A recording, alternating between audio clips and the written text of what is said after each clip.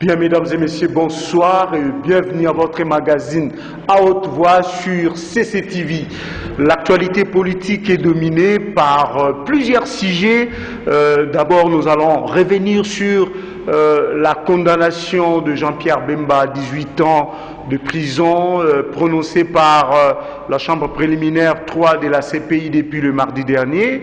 Nous allons parler également de l'annonce faite ce matin par voie des ondes des sanctions contre le chef de la police de la ville de Kinshasa, le général Célestin Kanyama, au regard de ce qui lui est reproché par l'administration américaine sur les exactions et violences commises sur des civils, sur des hommes, et sur des femmes et des enfants lors des événements politiques antérieurs. Nous allons revenir en dernier lieu sur le conclave de Genval avec Gabriel Mokia, parce que l'homme n'a pas fait les déplacements. Il va nous dire pourquoi et qu'est-ce qu'il pense de ces résolutions. Bonsoir Gabriel Mokia. Bonsoir monsieur le Vous, je rappelle à notre public que vous êtes le président du MDCO, Mouvement des démocrates congolais.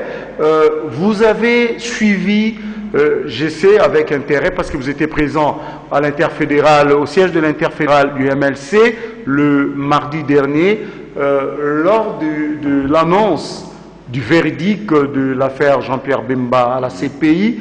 Eh bien, la chambre préliminaire numéro 3 a donné son verdict en condamnant Jean-Pierre Bemba à 18 ans de prison et évidemment, il faut déduire les 8 années qu'il a passé là-bas. Du moins, qu'est-ce que cela vous a fait? Comment vous avez jugé ce verdict de la CPI après 6 ans de procès et après 8 ans d'arrestation de Jean-Pierre Bemba? Merci, bonsoir à tout le monde. D'abord, mes encouragements à la famille biologique de Jean-Pierre Bemba, de croire à Dieu, d'être serein. Je crois que la vérité finira par triompher. Surtout qu'avec l'appel, maintenant Jean-Pierre Bemba, compteur à 0, je crois qu'il va s'en sortir. Ce jour-là, c'était une journée de tristesse pour nous, mais aussi une journée où on a vu que l'injustice triomphe toujours sur cette terre des hommes. Et que la politique est en train de se mêler dans tout sur cette terre des hommes. Et pour ça, nous devons beaucoup militer, travailler pour ça, pour qu'un jour, le monde puisse se retrouver une vraie liberté. Non que j'ai un problème avec toi, mais si vous avez des démêlés avec quelqu'un d'autre, je dois peser de mon poids pour que toi tu sois condamné. Ce n'est pas normal. Et j'ai compris que Jean-Pierre Bemba, c'est une machination. Il est victime de ça parce qu'il lutte pour l'intérêt du Congo et de son peuple. Il n'a pas voulu céder le Kivu. Voici la punition.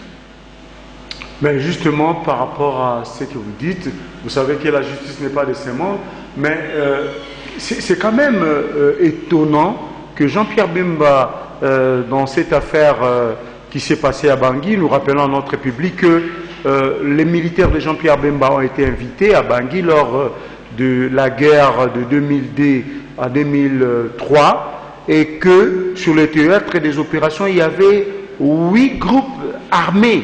Tout de même, ça fait beaucoup. Mais comment expliquer que c'est seulement les militaires de Jean-Pierre Bemba qui ont été mis en cause et encore, aussi curieusement que cela puisse paraître, ce Jean-Pierre Bemba, l'homme qui n'était même pas sur le terrain, puisse être le seul à être interpellé par la CPI et à être finalement condamné? Vous savez, un adage simple, quand on veut noyer son chien, on l'accuse de rage. Mais là-bas, il y a eu plusieurs chiens, justement. Non, on veut un. On a choisi le groupe de Jean-Pierre Bemba parce qu'il y avait des règlements de compte à gestion. C'est pourquoi ils ont compris qu'on doit en profiter. Je ne sais pas si l'appel de Kofi Annan à Jean-Pierre Bemba c'était un piège. Je ne sais pas si l'appel de Patassé c'était un piège.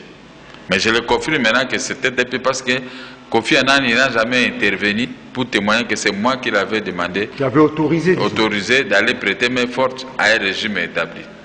Mais voilà, Jean-Pierre Bemba s'est débrouillé seul pendant qu'il n'était même pas sur le terrain. Il n'était pas, il était chez lui, à cheval entre l'Afrique du Sud et Guadeloupe, mais c'est lui maintenant qui se retrouve à être victime. Pourquoi? Parce que la France a pesé de ce poids pour régler des comptes à Jean-Pierre Bemba pour certains morts des militaires français de l'opération Épervier. De l'autre côté, comme ils savent que l'équipe doit appartenir au Rwanda et une partie en Ouganda, mais Jean-Pierre Bemba qui avait une bonne armée, une forte armée, il faut les régler des comptes de cette façon. Tu as vu, sous Jean-Pierre Bemba, il n'y avait pas de déplacement de bornes. Mais à son absence, les bornes sont déplacées à l'intérieur même du territoire congolais. Au vu et aussi de tout le monde, il n'y a personne qui réclame. On a laissé le Congo qui n'est pas capable de se protéger devant l'Ouganda et le Rwanda. Le Congo se débrouille tant mieux, à moins que notre avènement. Là, nous pouvons faire peur au Rwanda et au Ouganda de reculer. Mais maintenant, vous êtes en train de dire qu'actuellement la superficie de la RDC a changé? A changé. Tout ce qu'on nous présente. Ce n'est plus 2 millions 345 000 ça, ce sont des blablabla. Mais si les terrains, c'est autre chose. Mais on a quand même déjà partout. Il y a des endroits où nous, les opposants, ne pouvons pas aller mettre le nez là-bas pour battre campagne. On ne pourra pas rentrer. Mais les autorités congolaises connaissent ce qu'ils font. Ce qu'elles font, ils peuvent aller battre. On a vu certaines sillonner le coin, mais il n'y a pas de problème. Alors, il y a une maman congolaise qui sillonne un coin, violée, tuée. Mais il y a certaines personnes qui sillonnent, mais sont à l'abri de tous ces malfaiteurs qui veulent s'accaparer de notre pays. C'est ainsi que vous voyez, nous avons dit, comme il y a appel, l'appel suspend presque tout et on a l'espoir. Je vous dis que ce soit sa famille, que ce soit nous autres, le monde des politiques, nous avons l'espoir que Jean-Pierre va sortir.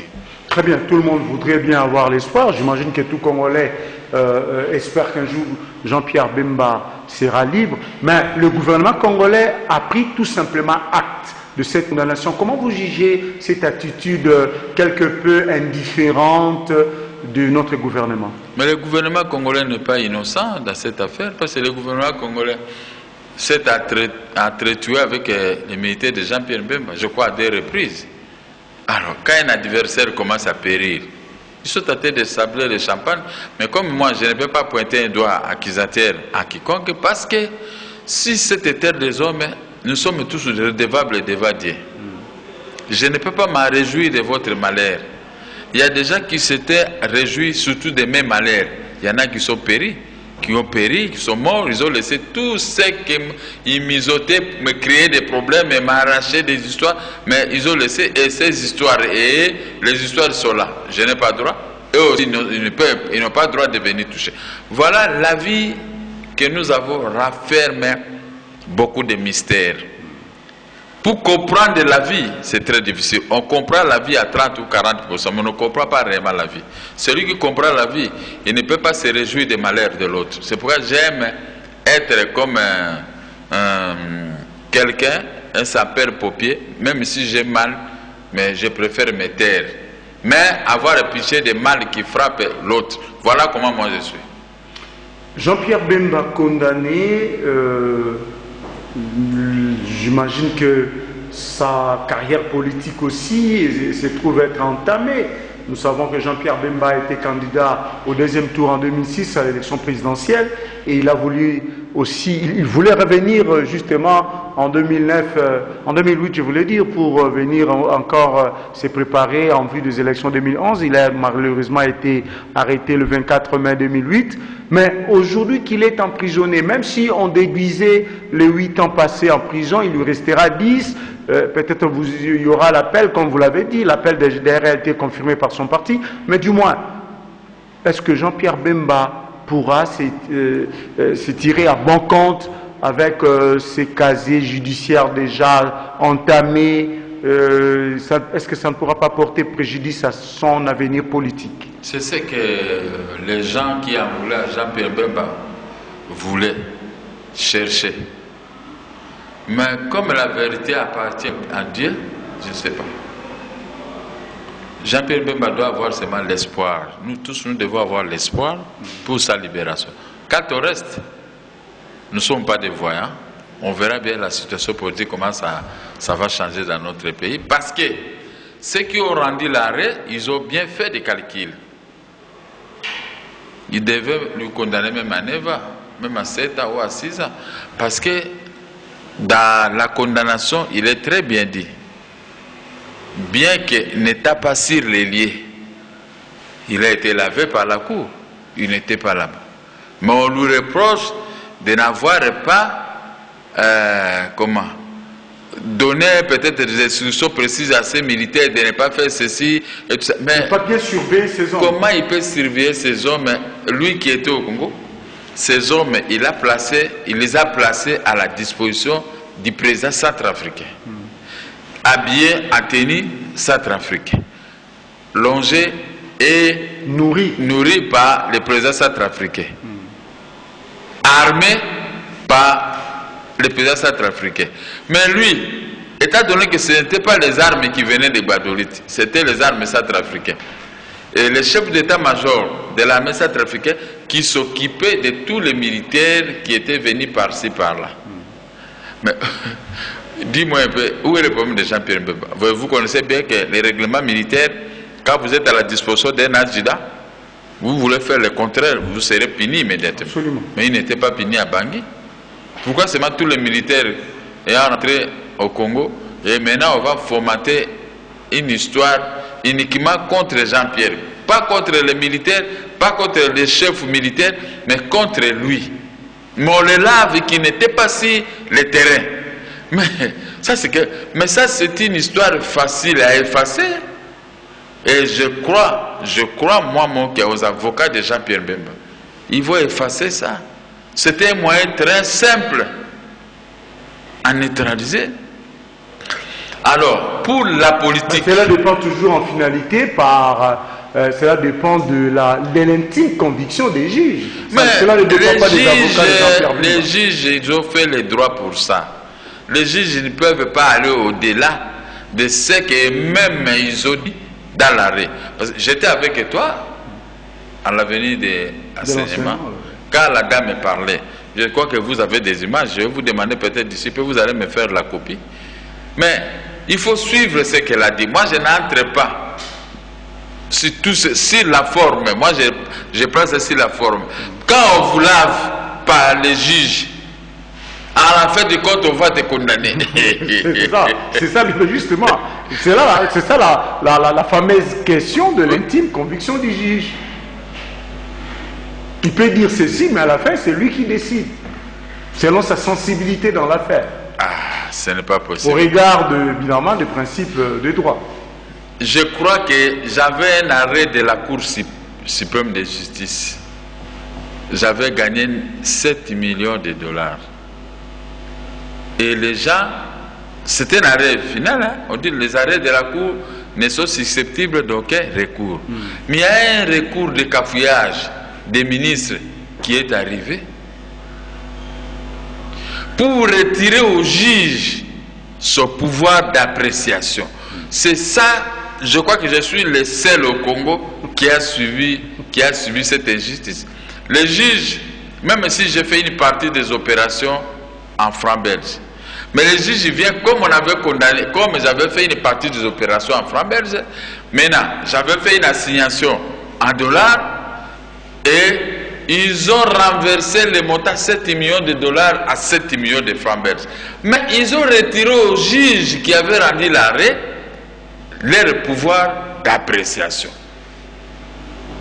Je croyais que c'était seulement les juges congolais, mais maintenant ça me fait rire parce qu'au lieu que ça puisse me faire mal, je rigole parce que la maladie des juges, c'est presque partout dans le monde. Ça, c'est une maladie.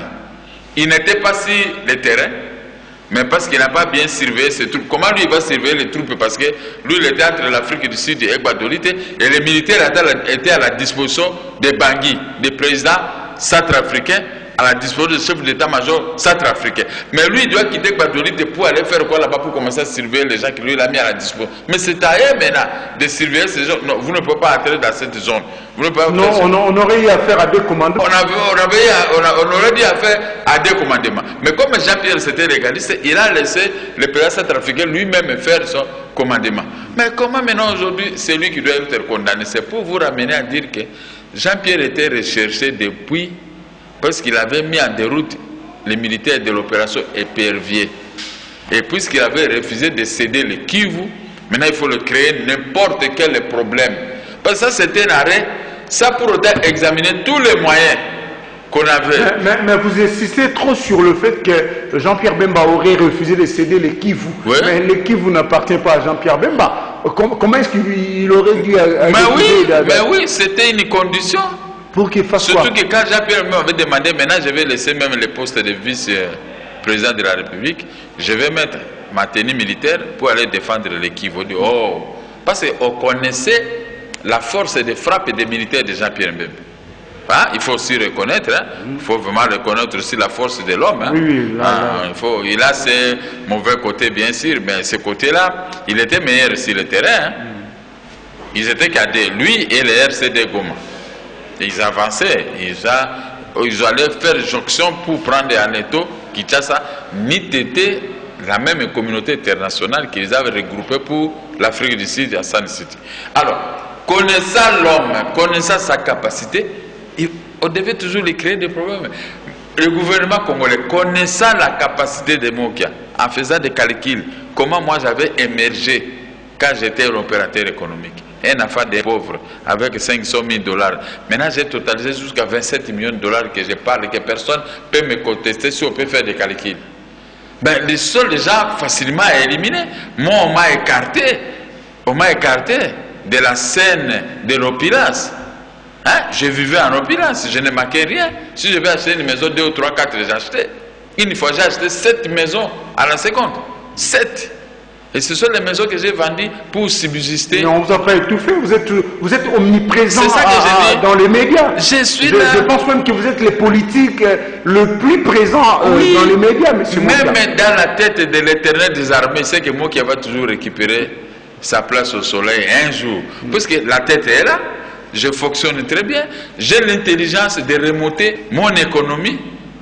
L'économie de mon bureau, dans ma famille. Pourquoi pas l'économie si je me plaçais au sommet du pays ou si j'occupais un poste important de responsabilité dans notre pays. Je ne peux pas travailler comme des ministres d'aujourd'hui qui plairent, il n'y a pas l'argent, il n'y a pas l'argent. Mais vous avez les structures du pays. Mais quand vous plairez qu'il n'y a pas l'argent, vous devez démissionner. Vous devez partir. Il faut laisser les gens qui peuvent venir remplir les caisses comme les démocrates aux États-Unis. Hein? Les George Bush, ils pillent les caisses avec des guerres, mais les démocrates, ils viennent pour remplir les caisses. Mais si vous, le groupe AFDEL, qui est au pouvoir, prend tout l'argent, personne ne voit. Maintenant, on commence à pleurer, il n'y a pas l'argent, il n'y a pas l'argent. Mais un pays qui a des entreprises publiques, qui faisait plus le beau temps en sautant. Un pays maintenant est neutralisé économiquement. Personne qui parle encore de l'opulence de notre pays. Tout le monde parle que nous sommes en état de détresse. Voilà même pour comprendre ce que j'ai dit.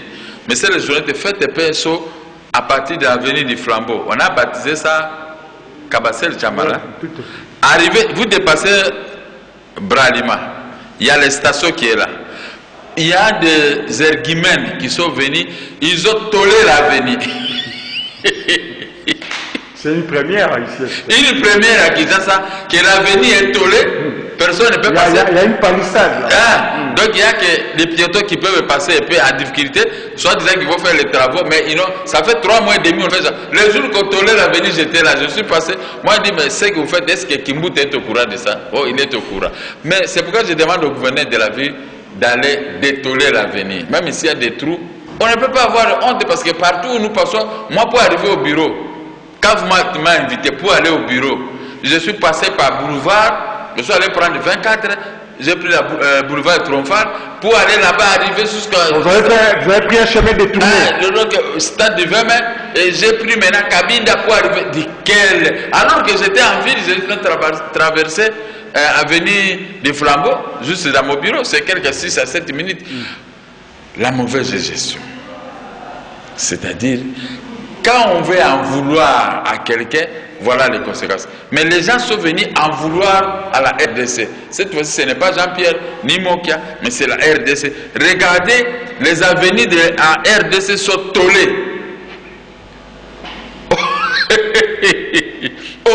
Si je mens, la population congolaise doit passer demain matin sur l'avenue du Flambeau. Prendre des images déjà de Facebook et autres, publier à la face. On ne peut, dites à l'hôtel de ville, on ne peut pas tolérer. C'est comme si moi je me réveille ce matin, un matin comme ça, je vais toller le boulevard des 30 juin, je ferme avec des tôles. Et vous, comment vous allez me prendre? Vous ne me prenez pas comme un fou, vous n'allez pas me prendre comme un fou. C'est ça la situation. On avait voulu toller l'économie de la famille Mokia, toller l'économie de la famille Jean-Pierre Mbemba, donc nous sommes en disgrâce, on ne sait même pas comment vivre. Mais seul élément valable, Dieu est là. Dieu connaît, Dieu c'est le seul juste. Il connaît chacun de nous et il sait ce qu'il peut faire. Parce qu'on ne peut pas, on dit, les voies de l'éternel ne sont pas nos voies. Nos voies ne sont pas les voies de l'éternel. Lui-même il connaît. Un jour il va nous dédouaner de tout ça, comme je demande qu'on puisse dédouaner l'avenir du Flambeau. Très bien. Parlons maintenant de l'affaire Kanyama avec l'administration américaine. Nous avons appris que l'administration américaine, justement, a annoncé les sanctions à l'encontre du chef de la police de la capitale, le général Célestin Kanyama, au motif qu'il serait responsable de violences contre les civils, contre les enfants, contre les femmes, dans diverses manifestations politiques. On parle même du dossier de 2011, on est revenu sur le dossier de 2015, du mois de janvier, ainsi que d'autres. Comment vous avez interprété cette décision, M. Mokia, par rapport à ces sanctions, notamment le gel des avoirs, l'interdiction de coopérer avec les structures américaines et j'en passe? Merci, monsieur le journaliste. Je suis triste parce que j'ai toujours été à bon terme avec Célestin Kanyama, mon jeune frère. Hein? Donc tout service que je lui demandais, il le rendait. Donc parce qu'il trouve que moi, je ne suis pas un homme de désordre. Vous savez, quand un général peut avoir confiance en toi, c'est qu'il trouve que toi, tu n'es pas un type de désordre. Si tu es un type de désordre, vous serez des relations avec lui qui de chien et chat. J'ai beaucoup regretté. Mais voilà maintenant, si vous pouvez me permettre de revenir sur le dossier Jean-Pierre Mbemba. Ce sont des instructions que Kanyama avait reçues. Parce que lui, il est général de la ville, il ne peut pas agir de lui-même. Hein? Ça, le service militaire est bien organisé. Il n'est pas militaire, il est policier. Même militaire et policier. Il y a un commandement de toutes les manières. Ouais. Kanyama ne peut pas sortir de lui-même si les gars venaient à train de tirer. Il faut qu'on lui demande. Maintenant, dans cette affaire, on a commencé en amont. Parce que non, on a commencé en aval. On devait commencer en amont parce que Kanyama, lui, il est subalterne. Mais qui lui a donné des instructions? Jean-Pierre Mbemba, on a commencé directement en amont. Les militaires qui ont commis les bavures, on ne les a pas poursuivis. Mais on a poursuivi Jean-Pierre Mbemba, le chef. Leur chef hiérarchique. Les militaires français qui avaient violé la Centrafrique, ils ont été sanctionnés, ils sont là, ils n'ont pas encore sanctionné, mais on les a retirés de là.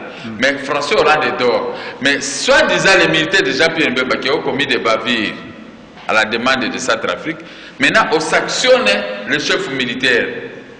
Comment vous-même vous pouvez concilier ça? C'est ce que je regrette pour Kanyama, parce que les sanctions ne devaient pas commencer par Kanyama. Bien que c'est lui qui était visible sur le terrain. Mais il avait reçu les instructions de qui? Ça, c'est point d'interrogation. C'est ma connaissance dans la politique. J'aime dire des choses vraies, sans mentir. Si Kanyama avait tort, je dirais qu'il avait tort. Mais qui a donné des instructions? Parce que lui-même, il n'a pas été puni. ici. Mais les militaires de Jean-Pierre Bemba Gbadolite, ils étaient condamnés. Jean-Pierre avait organisé un procès où on avait une cour. Mais lorsque vous parlez de chef hiérarchique de général Kanyama, mais n'ayons pas peur de nom, son supérieur politique, c'est le gouverneur de la ville. Son supérieur hiérarchique dans la police, c'est le général Bisenyimana. Vous êtes en train de penser... Et puis le supérieur du général Bisenyimana, c'est qui?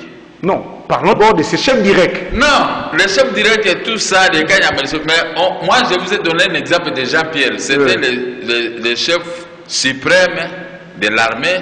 Comment on appelle son armée? ANC ou bien... ANC à l'époque. ANC à l'époque. Le chef suprême, c'était qui? C'était Jean-Pierre. Oui. Et qui est puni? C'était Jean-Pierre. Mais ici au Congo, qui est le chef du suprême? Voilà, ça, les Américains... Non, si vous voulez parler de chef suprême, une fois de plus, n'ayons pas peur de mots ni de noms.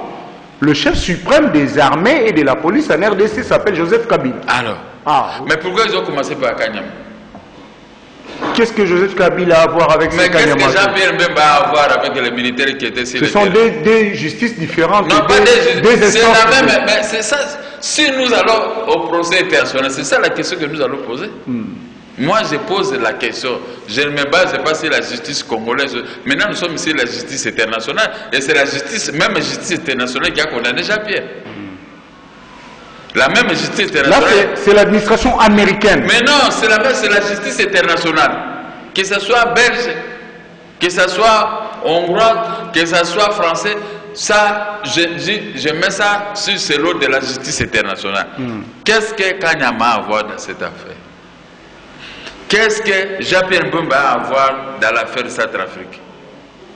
Bon, la question est posée, je sais que c'est au peuple de dire si j'ai tort ou si j'ai raison. Celui qui n'a pas bien compris, qui m'excuse, il peut me poser même la question par téléphone, je veux demander. Mais de toutes les manières, l'administration américaine avait déjà annoncé qu'il y aurait 38 personnes, personnalités congolaises poursuivies, ou pas poursuivies, mais sur la liste de sanctions.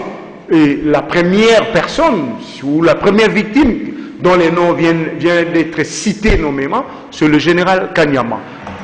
Certainement, cela voudrait dire que la série va continuer parce qu'on a annoncé une liste de 38 personnes. Nous allons voir. Ouais.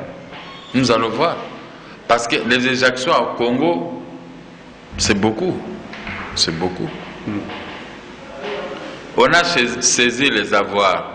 Mais ceux-là qui ont saisi nos avoirs au Congo, ils sont libres. Bon, comme on commence, je crois que parmi les gens qui ont saisi nos avoirs, ils seront aussi frappés. Et là, ça va me donner l'occasion de dire, et vous aussi, mes avoirs sont visibles. Les vôtres sont dans le pays de l'oncle Sam ou dans d'autres pays, sont saisis. Donc, Toko Kanye, si il arrivait qu'on pouvait saisir, mais si on ne saisit pas les avoirs des autres, nous allons seulement garder le silence, parce que je vois que Célestin Kanyama est victime de son exposition, parce qu'on l'a exposé, c'est pourquoi il est victime. Mais on verra, les gros victimes sont là, les gros qui donnaient des instructions sont là. Ouais. Là aussi, je reviens sur la justice internationale, l'injustice qui plane. La justice internationale commence à choisir les bilongis, n'est-ce pas? À choisir complètement les bilongis. Parce que les dossiers Jean-Pierre Bemba, moi-même je n'en reviens pas qu'un juge qui me regarde, il nous regardait à la télévision, mais ce juge, il dit des choses contraires à sa propre conviction. Il avait bien compris que si on m'avait envoyé, on m'avait soudoyé, voici ma propre conviction. Jean-Pierre n'était pas sur le terrain, en réalité, on ne pouvait pas le punir. Mais seulement, Jean-Pierre Bemba, lui, on le punit parce qu'il n'avait pas bien gardé les militaires. Bon, il doit garder les militaires qu'il a mis à la disposition du président centrafricain. Lui-même, il ne restait pas souvent à Gbadolite.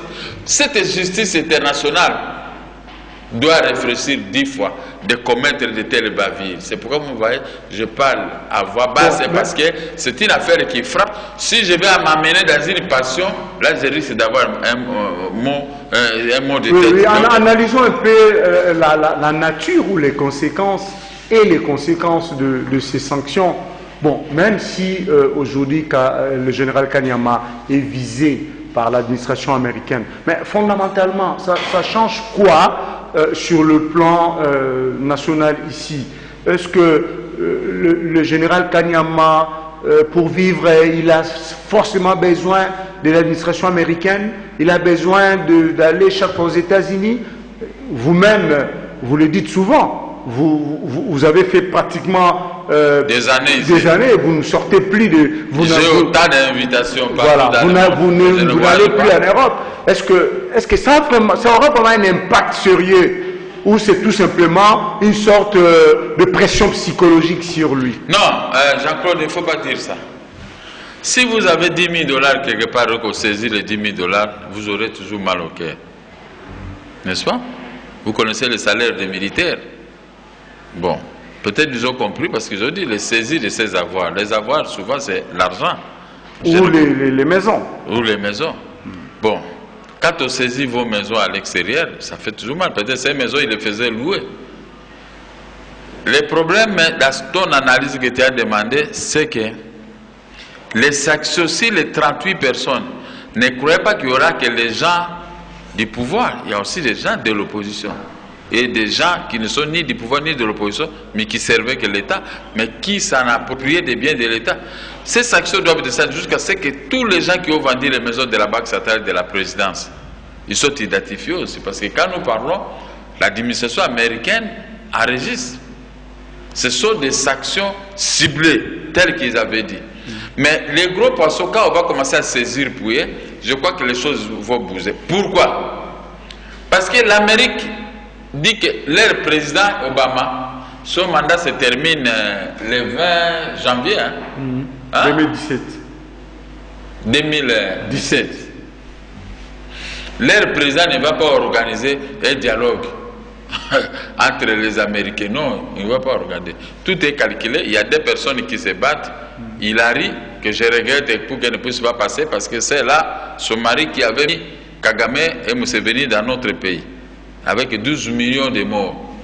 Alors, si ces gens-là, comme ils se battent, il y aura un moment, il y a un qui va rester, que les Américains disent Obama, faites la remise et reprise avec celui-là, n'est-ce pas? Obama ne va pas tergiverser, ni à envoyer les gens, va à la télévision, va dire qu'on va faire les dialogues. On va faire ceci, on va modifier la constitution. Bon, ce genre de gestes qu'on fait trembloter au peuple congolais choque et les ambassadeurs qui sont ici, et l'administration américaine, et l'administration européenne, parce que l'Europe maintenant sera unie un jour, petit à petit. Mais quand nous faisons des émissions, quand même les porte-parole du gouvernement parlent, tout est enregistré à Maison Blanche et partout. Et ils ont une cellule qui vérifie tout ce que vous dites. Là, on peut mettre une machine, même s'ils avaient dit à Lingala, Lingala est transformé en anglais ou en français immédiatement. Hein, dans d'autres pays du monde. Existe, ouais. Et tout ce que tu as dit à Lingala, là, ça sort en anglais. Et ils prennent plutôt les mots-clés. Donc, ils ne veulent pas partir. Ils veulent organiser le dialogue pour tromper les Congolais. Ils veulent procéder à la révision constitutionnelle. Ils veulent faire ceci.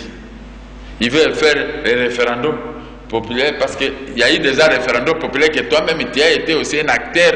Hein? On a montré aux Congolais qu'est-ce que c'est, ça la meilleure télévision qui avait montré aux Congolais qu'est-ce que les référendums populaires. Avec Badibangi et moi, nous étions meilleurs État d'autres, n'est-ce pas? Cela avait déjà donné l'ouverture au chef de l'État de promulguer une constitution obtenue sur base des référendums populaires. Mais pour les Américains, ils voient qu'ils veulent revenir pour changer la constitution pour que certaines personnes se maintiennent. Tout ça, ça vexe. Tout ce que nous plairons, ça vexe. Mais je regrette seulement pour mes amis qui sont allés faire, ils devaient aussi mettre pour les sanctions pour nos maisons qu'on a saisies. Mais dommage, on n'est pas encore arrivé à ce niveau. Un jour, ça viendra. Oui, terminons avec le dossier Kanyama. Le gouvernement congolais a réagi à travers son porte-parole, le ministre Mende, qui a dénoncé l'ingérence, comme il en a l'habitude. Il a regretté même le fait qu'on veut spolier notre souveraineté en ciblant et en voulant sanctionner un général en fonction dans notre pays. Non, vous savez... Voilà, il a dénoncé un peu ses comportements, un peu, je dirais, trop impérialistes. Mais la Constitution garantit la propriété privée. La Constitution ici. La propriété privée est garantie par la Constitution. Mais le gouvernement congolais ne respecte pas. En français, vous dites, ne faites pas à autrui ce que tu ne voudras pas qu'on te fasse un jour. Mais c'est la même chose. Si on veut spolier notre souveraineté, mais le gouvernement congolais a spolié son peuple, moi en premier lieu. Ne faites pas, Mende, ne faites pas à autrui ce que tu ne voudras pas qu'on te... Parce que même lui-même, il est aussi visé, Mende. Beaucoup sont visés. Ah, vous le savez déjà. Mais comment? Nous sommes des politiciens. Il ne faut pas chercher à tomber sous la coupe de la communauté internationale, de chercher à... Bon, lui, il fait des déclarations. Mais Kanyama qu'on a envoyé, vous voyez ce qu'il est arrivé à Kanyama. Mais lui qu'on envoie pour commencer à contester l'Amérique. Mais ce sort sera un jour réglé. Il devait seulement parler d'une autre façon diplomatique. Mais il ne connaît pas la diplomatie. Lui, il raconte des choses comme nous, qui sommes à l'opposition. Nous, c'est notre droit de critiquer ce que vous faites. Mais vous autant envoyer qui est le ministre des Affaires étrangères? C'est Raymond Tshibanda. Raymond Tshibanda. Autant envoyer Raymond Tshibanda diplomatiquement, il peut parler et les Américains vont comprendre. Mais quand même de lui, il vient sans frais. Mais eux aussi, ils viennent sans frais. Ceci. Récupérer ceci. Après, il va commencer à pleurer comme moi. Mes biens, mes maisons, mon argent. Alors, nous, les victimes, qu'est-ce que nous allons commencer à rire? Nous n'allons pas rire, mais nous allons seulement dire, voilà, évitez de faire du mal aux autres. Parce que ces mal peuvent vous retourner d'une manière ou d'une autre. Très bien. On évolue et on va terminer avec le dernier point. Parlons du conclave de Genval. Vous-même, vous n'y êtes pas allé, Gabriel Mokia. Est-ce que vous pouvez confirmer que vous avez eu votre invitation? Oui. Et pourquoi vous n'y êtes pas allé? J'ai eu aussi le visa. Oui, pourquoi vous Mais n'êtes pas je n'ai pas été convaincu. de ces conclaves? Vous savez, les gens qui sont en Europe, beaucoup, et ils ne me comprennent pas. On dirait qu'ils connaissent la politique plus que moi. Non. Dans la politique, même si on est en train de distribuer 100 millions de dollars, mais si moi je ne suis pas convaincu, je ne viens pas. Vous touchez l'argent et dites bravo mon frère, vous avez eu votre argent. Mais moi, ma conviction ne me permettait pas d'aller toucher l'argent. C'est comme ça que moi... les gens me trouvent un peu drôle, mais je ne suis pas drôle, je suis comme vous. Si vous préparez à manger, mais que je ne suis pas convaincu de manger cela, heureusement que c'est dernier temps, je ne peux pas manger de n'importe quoi, en dehors de Malembaye Lolo, c'est ce que ma femme me fait. Malembaye Lolo, c'est tout. Vous pouvez manger les gombe, tout ce que vous voulez, les frites, mais moi, je mange que ce que toi tu ne peux pas manger. C'est parce que je viens de souffrir d'une maladie. Mais je suis convaincu de manger le Malembaye Bilolo. Mais je ne suis pas convaincu de manger le ngombe et autres. Une autre viande, ça ne m'intéresse pas. Donc, ça veut dire la cuisine qui était préparée de l'autre côté à Genval ne m'avait pas convaincu. Ouais. Mais au fur et à mesure qu'on est en train de discuter avec les amis, on va voir comment ça va se terminer. Même les conclusions de ces conclaves-là ne vous ont pas intéressé? Non, les conclusions ont été bonnes. Mais dans les conclusions, il y a quand même quelques difficultés qui persistent. Quand on parle de l'organisation des élections dans les délais constitutionnels, là, nous sommes tous d'accord. La mise en œuvre intégrale de la résolution 2277. Oui, mais cette résolution aussi prête confusion dans certaines choses. Telles que quoi?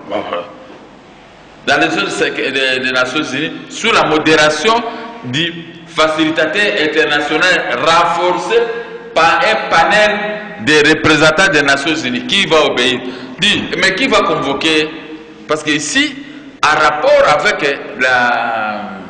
Comment vous appelez cette histoire qui fait la pluie de les dialogues. Avec les dialogues. C'est un rapport avec les dialogues. Absolument. Or, que ce soit le panel, que ce soit quoi, qui va convoquer les dialogues? C'est le chef de l'État actuel. Non, mais le contrat dit non au dialogue convoqué par le chef de l'État, justement. Mais non, mais quand vous associez maintenant les panels, je ne critique pas mes amis, parce qu'on avait débattu ça, on a trouvé quand même un point d'attaque, vous savez. Quand vous associez les panels, c'est-à-dire les panels... Non, mais lorsqu'on parle de panel, c'est par rapport à Edem Kodjo. Edem Kodjo, ce n'est pas un envoyé spécial de Joseph Kabila, c'est un envoyé spécial de l'Union africaine. Mais c'est ça que nos amis veulent. Ils veulent un dialogue, un panel convoqué par... il faut qu'il y ait les représentants des Nations Unies, oui, de l'Union européenne, de l'Union africaine, de l'Organisation internationale de la francophonie, ainsi que des États-Unis d'Amérique. Qu'est-ce qui vous dérange dans tout ça? Ce qui me dérange, même s'ils sont là, dans le format de ces dialogues, hein, ça va empêcher la majorité de ne pas tricher. Mais nous avons... De tricher sur quoi? Sur les résolutions qui seront sorties des dialogues ou des panels. Mais ça ne sera pas un dialogue unilatéral. Mais on parle de dialogue, ça veut dire qu'il y aura deux ou plusieurs parties en présence, M. Moka. Vous avez peur de parler avec la majorité? Moi, comment je peux avoir peur? J'ai déjà parlé avec la majorité. Chacun connaît ce que moi je veux. Pour moi, la dynamique de l'opposition devait rester unie. Comme ils ont dit qu'aujourd'hui, si la dynamique veut faire un mouvement, soit une ville morte, ou bien une marche, ou bien ceci, on appelle l'IDPS, on associe les G7, on associe toutes les forces vives de la nation. À ce moment-là, vous allez voir que nous pouvons y participer, y prendre des parts. Si l'IDPS veut faire telle chose, là, on est d'accord. Mais quand on va rester dans les structures, là, nous voulons faire comme porte-parole de l'opposition bis, qui a raté, et nous voulons récupérer ça de notre façon. Mais qui va sécuriser tout le monde dans ça? Je ne critique rien, mais moi-même, je ne suis pas convaincu. Jusqu'à présent. Je ne suis pas encore convaincu. Vous n'avez pas été convaincu de la convocation de ces conclaves. Maintenant que les résolutions sont sorties, vous n'êtes pas... Il y a une bonne partie des bonnes choses dans la raison. L'examen de la question de l'organisation et fonctionnement de la CENI, oui, c'est bon.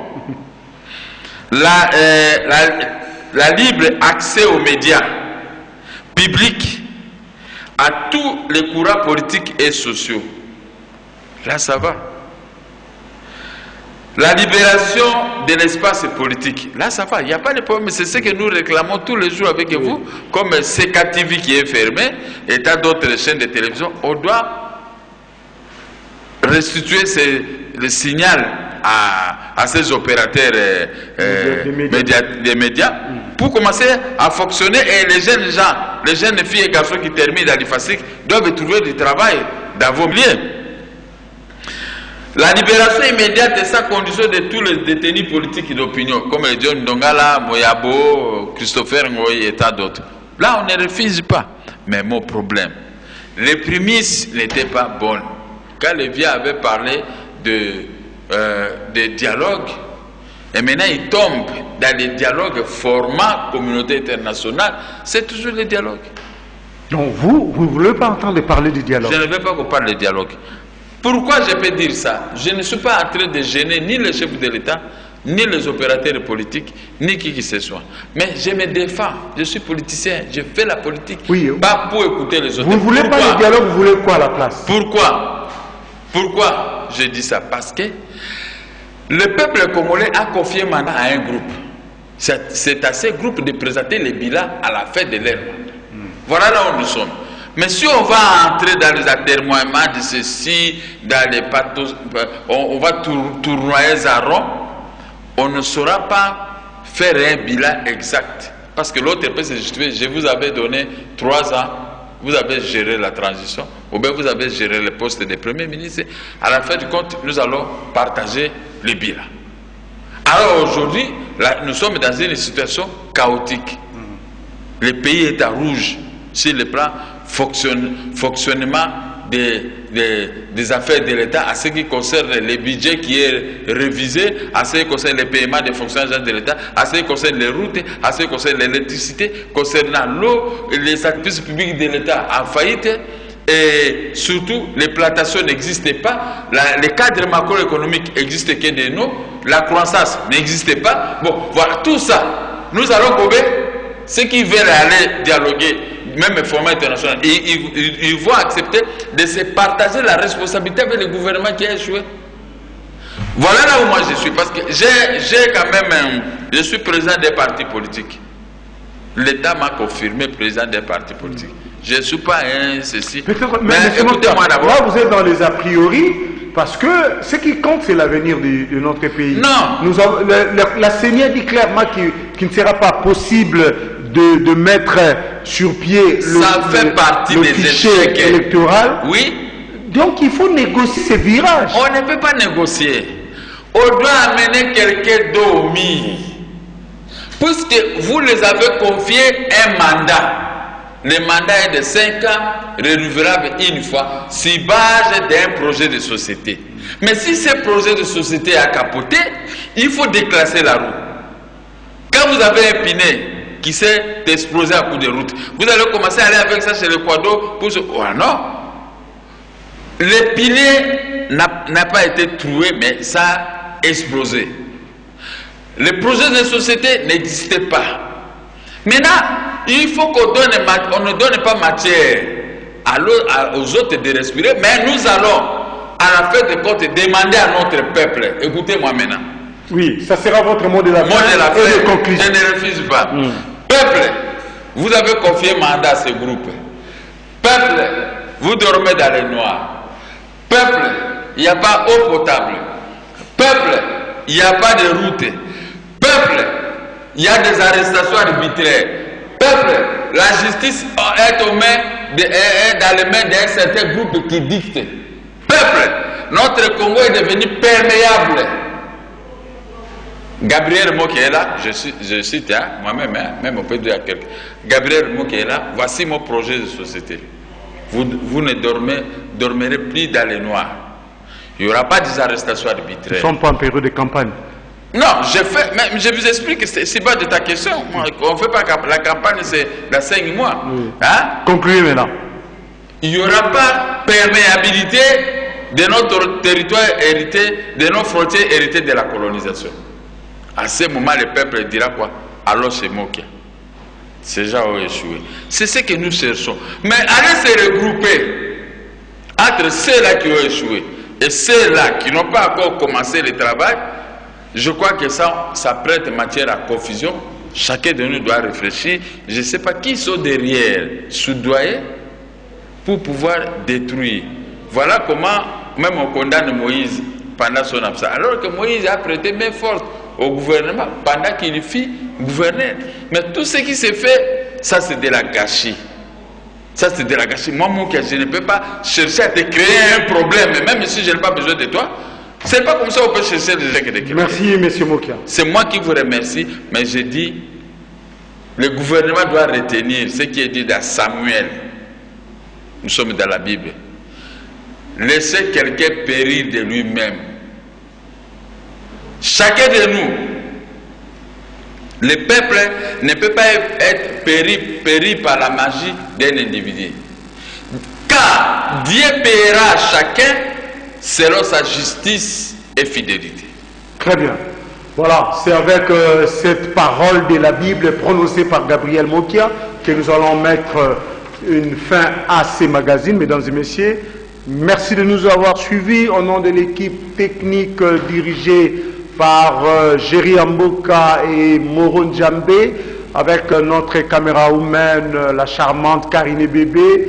À la régie d'antenne, nous avons eu le concours de notre vieux sage Jacques Wandé-Gaboiseau, et à la régie finale, nous avons eu le travail de notre brave régisseur Éric Moffet. Voilà, au nom de toute cette équipe, je vous dis merci et vous fixe rendez-vous à la prochaine.